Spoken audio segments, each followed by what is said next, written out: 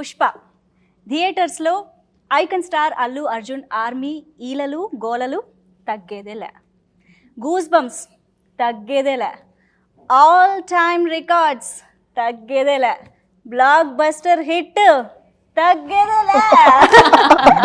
Congratulations. Thank you sir, goose bumps అనేది నేను మామూలుగా చెప్పట్లేదు, నిజంగా ఒక వైబ్ అనమాట. అసలు పుష్ప అలా స్క్రీన్ మీద కనిపిస్తున్నారంటే ఎక్కడ లేని ఒక vibe and energy, goose bumps వస్తున్నాయి. I think Sukumar garu and Allu Arjun garu, hats off to you both for presenting Pushpa to us.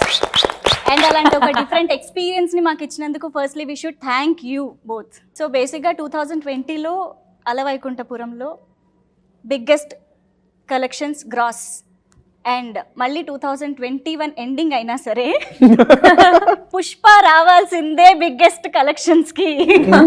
So first డేనే 71 crore ప్లస్ గ్రాస్ అనేది అసలు మామూలు విషయం కాదు sir. Thank you. And I think యుఎస్లో 1 million నెంబర్ని క్రాస్ చేయడానికి చాలామంది ఒక డ్రీమ్ లాగా ఫీల్ అవుతూ ఉంటారు, అండ్ చాలా కష్టపడి కూడా కొంతమంది అచీవ్ చేస్తూ ఉంటారు. మీరు జస్ట్ అలా వెళ్ళి ఇలా 1 million అలా క్రాస్ చేసి వండర్ఫుల్ సార్. నిజంగా అల్లు అర్జున్ ఆర్మీకి అయితే ఇలా కాలర్ ఎగరేసుకుని కాలేసుకుని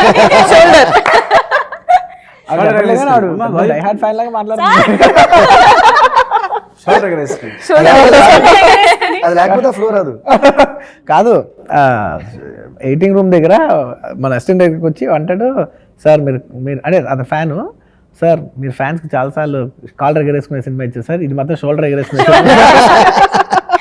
బాగుంది. ప్రవీణ్ షోల్డర్ ఎగరేసుకోవడం అంటే యాక్చువల్లీ కాలు మీద కాలేసుకోవడం అనేది ఇంతకు ముందు కొంచెం ఆలోచించే, ఇప్పుడు మాత్రం ఒక యాటిట్యూడ్. అలాగే సుక్కుబాయ్ లిరిక్ లో పెట్టించారు.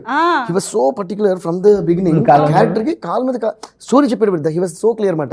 ఆ క్యారెక్టర్ కి కాలు మీద కాలేసుకోవడం అనేది ఒక క్యారెక్టరైజేషన్. అవును, జనరల్గా కాలు మీద కాలేసుకోవడం జనరల్గా మనం కూర్చుని ఉండే మామూలుగా వేసుకుంటాం కదా, సో దాన్ని మనం పెద్దగా పట్టించుకోం కదా. ఆ కాలు మీద కాలేసుకోవడం క్యారెక్టర్ చెప్పిన దగ్గర నుంచి అదొక it's become signature of Pushpa అన్నట్టు. అందులో డైలాగ్ లో కూడా పెట్టారు, పుష్ప ఎవరే పుష్ప అంటే అదే నేను కాలు మీద కాలేసి కూర్చుంటారు కదా. సో అది బన్నీ చేయడం కూడా అది విలేజ్ లో ఎలా వేసుకుని కూర్చుంటారో అలాగా బాడీ లాంగ్వేజ్. లిరిక్ లో వి ఫర్గాట్ బోస్ గారు మొత్తం కథ చెప్పాం కాబట్టి కాలు మీద కాలు వేసుకుంటాను కానీ అబ్బా మేము మర్చిపోయినా కాలు మీద కాలేసుకుంటే పూనా కాలే స్వామి. పుష్పరాజ్ అనే క్యారెక్టరైజేషన్ బేసిక్గా ఈ మొత్తం సినిమాకి ఒక soul and heart of the film అని చెప్పొచ్చు సార్. నిజంగా ప్రతి సీన్లో మీ screen presence is making all the difference. దానికి మీరు ఎంత తపన పడ్డారనేది వీ కెన్ ఇమాజిన్. మీ హార్డ్ వర్క్ గురించి మాకు తెలుసు కాబట్టి, బట్ వాట్ వెంట్ త్రూ పుష్పని అసలు అలా ఎలా డైజెస్ట్ చేసుకున్నారు? నాకు ఇప్పుడు కూడా పుష్ప కనిపిస్తున్నాడు, అందుకే నేను గడ్డం. పుష్ప క్యారెక్టర్కి నాకు ఇంత పేరు రావటానికి ఇదంతా నన్ను నమ్మండి, సుకుమార్ గారి master plan. Master plan. Cinema start అవ్వక ముందే ఆయన ఒక మాట అన్నారు, డార్లింగ్ నువ్వు మాత్రం నేను పుష్ చేస్తా సెట్లో, ఎందుకంటే ఎంతగానో ఇద్దరు కొంత క్లోజ్ కాబట్టి కొన్ని విషయాలు చెప్పలేము. బట్ తను నాకు ముందే సెట్ చేసాడు, నేను పుష్ చేస్తా, నేను ఇబ్బంది పెడతా, ఏం చేసినా నేను చెప్తున్నాను. నేను ఇప్పుడు పుష్పనే కాదు, లాస్ట్ 10 years నుంచి ఎప్పుడు కలిసినా నీతో మామూలు సినిమా అయితే చేయకూడదు, ఏదో ఒక ఎవరు చేయింది ఏదో ఒకటి చేయాలి, అది ఇదే ఆయన కోరిక. బేసిక్లీ పుష్ప అనేది యాక్చువల్లీ కథ కంట అన్నిటికంట నన్ను ఇలా చూపించాలనేది ఆయన కోరిక. ఈ సినిమా మాత్రం ఆయన సినిమాకు ముందు, డార్లింగ్ ఈ సినిమా నేను నీకోసం తీస్తున్నా, ముక్కలో చెప్పాలంటే సినిమా స్టార్ట్ అవ్వకముందు ఆయన ఒకే మాట్లాడారు, డార్లింగ్ ఈ సినిమా నీకోసం తీస్తున్నాను, నిన్ను అలా చూపించాల్సిన అవసరం నేను సినిమా తీస్తాను, ఈ సినిమా నీకోసం అని చెప్పి స్టార్ట్ చేశారు. కానీ నిజంగా మీరు ప్రతి డీటెయిలింగ్ తీసుకున్నారు జాగ్రత్త అన్నది. We can experience that in theatres. మాకు నిజంగా ఒకసారి చూస్తే సరిపోదు దాన్ని ఎక్స్పీరియన్స్ చేయడానికి, చిన్న మైన్యూట్ డీటెయిల్స్ కోసం కూడా ఇంకొకసారి చూడాలి అనిపించేలాగా ఉంది ఆ overall taking and everything. Sir, మీరు రిలీజ్కి ముందు మాకు ఎలాగో దొరకలేదు కాబట్టి ఇంకా అన్ని ఇప్పుడు.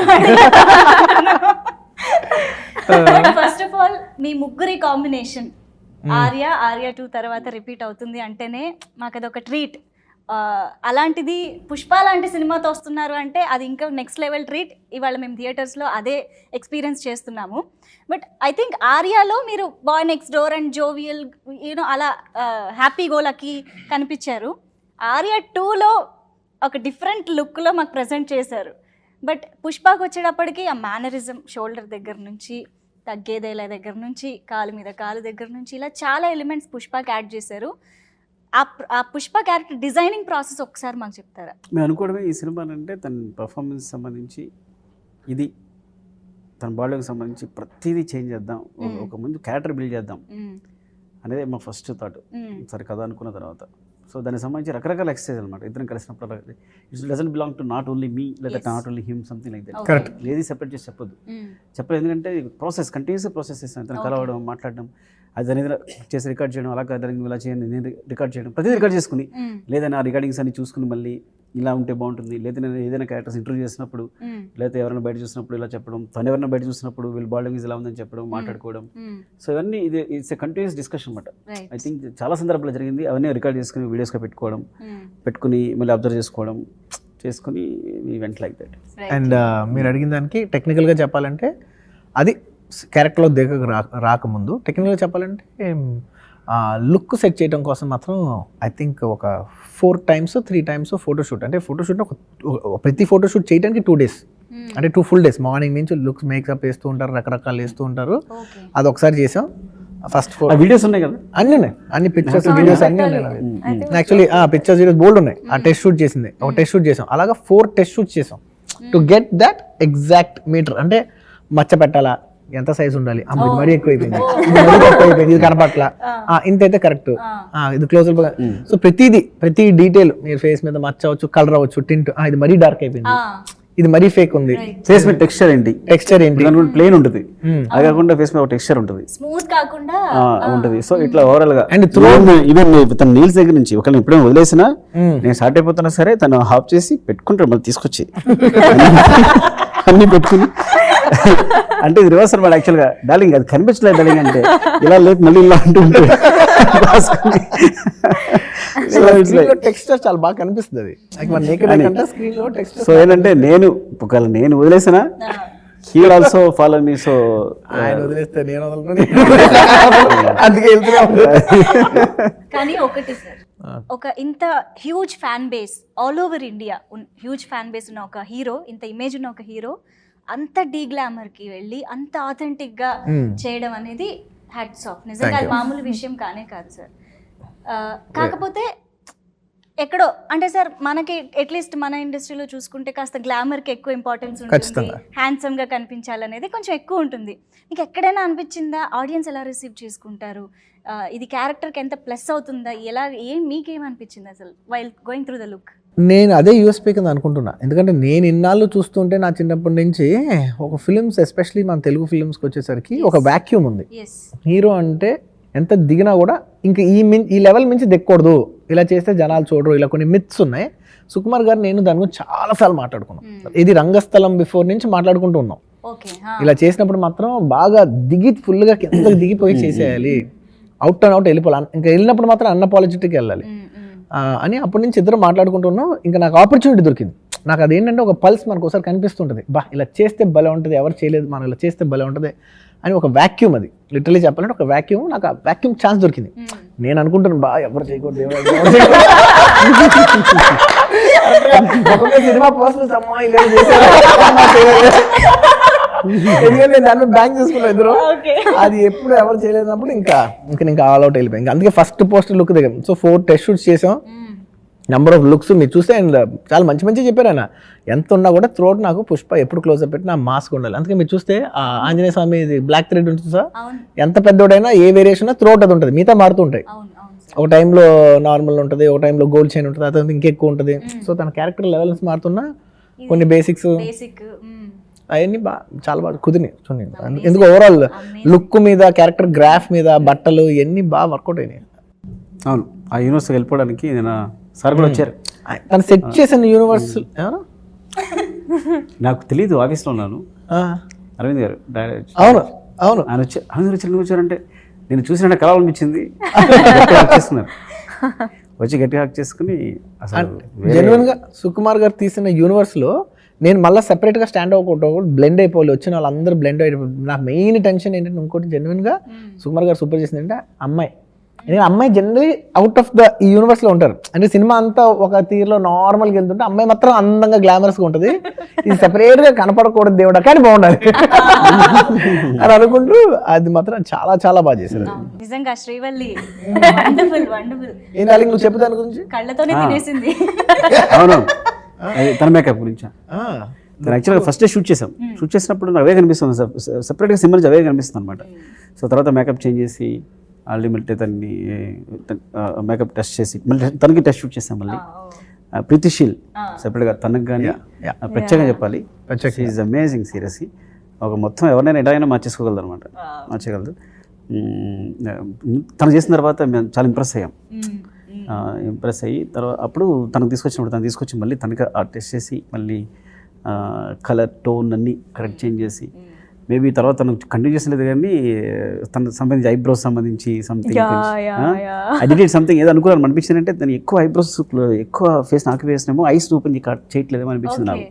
అందుకని ఐబ్రోస్ని థిక్ ఐబ్రోస్ని లీన్ చేసాం, అందులో ఐస్ మోర్ కనిపిస్తాయి కెమెరా కానీ. సో అట్లా I felt like I have proper black hair color and దానిపైన మేకప్ చేసి we were putting color on my eyebrows. ఇంకా ఎక్కువ చేసేస్తారు దాన్ని, చేస్తే దాన్ని తీసేసాను అనమాట. దాన్ని తీసి I think in the end లో సార్ వాళ్ళు దానిపైన కూడా కలర్ చేయడానికి స్టార్ట్ చేశారు to fade it out. Okay, I'm like sir but ఇది నా eyebrows what do I do? It's like అమ్మాయికి అది ఉంటుంది కానీ బట్ ఏదున్నా కూడా తన ఏమంటే మొత్తం సినిమా చూడండి తన ఐస్ బయటకు వచ్చినాయి, మోర్ ఎక్స్ప్రెసివ్ ఉన్నాయి. ప్రతి సీన్ చూడండి, నేను 18 చూసినప్పుడు ఐసే కొడుతున్నాను నన్ను, అట్లా చూసినప్పుడు బాగా చూస్తుంది, ఎప్పుడు చూసి బాగా చూస్తుంది. సో ఈవెన్ అట్లా ప్రతి సీన్లను కూడా కాదు, బట్ వైల్ యాక్టింగ్ ఆల్సో కూడా కదా అక్కడ చూస్తే I could look directly into sir's eyes. Yes. So the expression starts from there. If you can't look at an actor in his eyes and talk, communicate kada, ఆ feeling రాదు. So ఈ scenes లో చూస్తే I'm looking directly into sir's eyes because I was comfortable.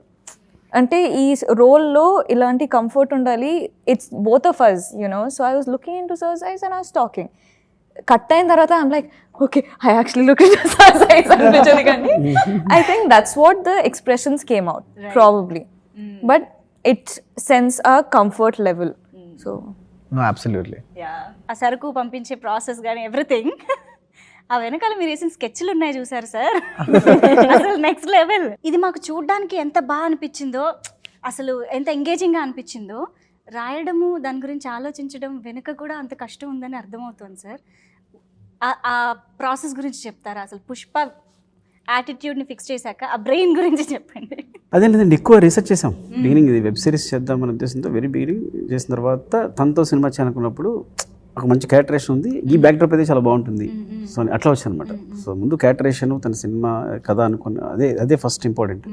తర్వాత research, ఆ backdrop చాలా help అవుతుంది ఈ కథని ఎలివేట్ చేయడం కోసం. తన పర్ఫార్మెన్స్ కావాల్సిన ఒక ప్లాట్ఫామ్ అంటే ఉంటుందండి, ఒక బేస్ సెటప్ దొరుకుతుంది అని. సో అట్లా వెళ్ళాం. సో చాలా అందులో నేను చాలా కమర్షియల్ చెప్పాను కానీ చాలా రీసెర్చ్ చేసిన విషయాలే. ఈవెన్ మీరు చెప్పినవన్నీ తెలియకుండా అది ఇది అన్ని గేట్స్ అవ్వచ్చు, లారీ పడిపోవడం అవ్వచ్చు, అవన్నీ కూడా మేము చేసిన ఇంట్రెస్ట్లో వచ్చిన విషయాలు, అవన్నీ రియల్గా కూడా జరిగిన విషయాలు. కొంచెం ఎగ్జాగరేట్ చేసేది సినిమా కాబట్టి. But Pushpa and Srivalli track అసలు భలే క్యూట్ అంటే పుష్ప యాటిట్యూడ్ ఎక్కడ మిస్ అవ్వకుండానే శ్రీవల్లి వెంట పడటం,